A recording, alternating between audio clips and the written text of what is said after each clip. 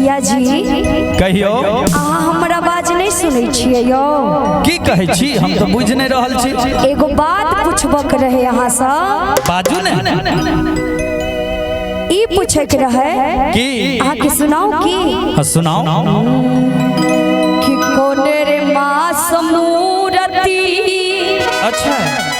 आयो बनै छयो पिया जी ओ कोने रे मास मूरति आयो बनै छयो राजा जी मैया जी के जी और कोने रे मास दुर्गा माई के पूजा होय छयो पिया जी कोने रे मास दुर्गा माई के पूजा होय छयो पिया जी कोने रे मास मूरति आयो बनै छयो राजा जी आयो बनै छयो राजा जी कोने रे मास दुर्गा माई पूजा मेरे मास दुर्गा माई पूजा होय छयो पिया अहाँ के नहीं बुझलिए नहीं बुझलिए तै ने पूछे छी आइए आ नैहर में पढ़ लिए लिख लिए ने पढ़लिए लेकिन यहाँ के नॉलेज नहीं दूर जाओ अहाँ के मम्मी पापा एतबो नहीं सिखैलक हमर मम्मी पापा कहलकै कि अहाँ के बियाह क देलो पति देव से पूछ लिया जे कुछ तो सुन लिया ध्यान राखो अच्छा कहो आई के बाद नहीं बता बिल्कुल हे ये यासीन मास मूरति हे ये बनै छै ये धानी जी आय बनै छै ये धानी जी आयासीन मास आसीन मास आसीन मास मैया के पूजा होय छै ये रानी जी आसीन मास मैया के पूजा होय छै ये रानी जी कोने रे मास दुर्गा माई के पूजा होय छयो पिया जी अच्छा पूजा होय छयो राजा जी कोने रे मास हाय हाय कोने रे मास दुर्गा माई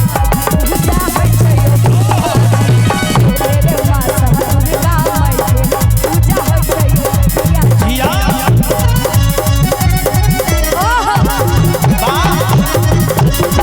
जिया राजा क्या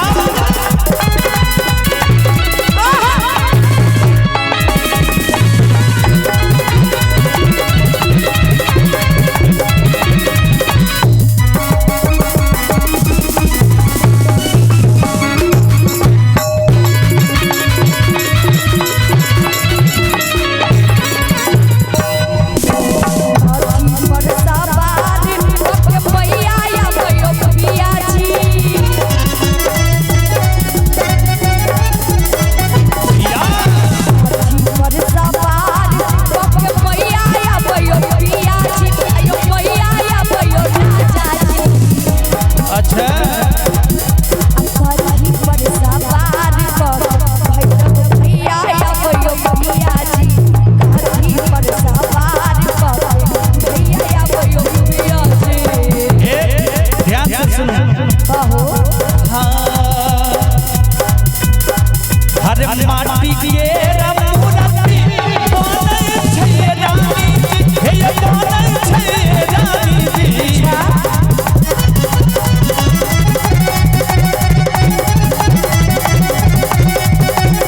ए भैया देखियो सीता जी पूछलखिन जे कथी केरा मूर्ति बनै छै यो पिया जी आ कथी पर सवार भ क मैया आबयो पिया जी तो सुन लियो ध्यान से कहो जे माटी केरा मूर्ति हे ये बनै छै ये रानी जी आय बनै छै ये सजनी जी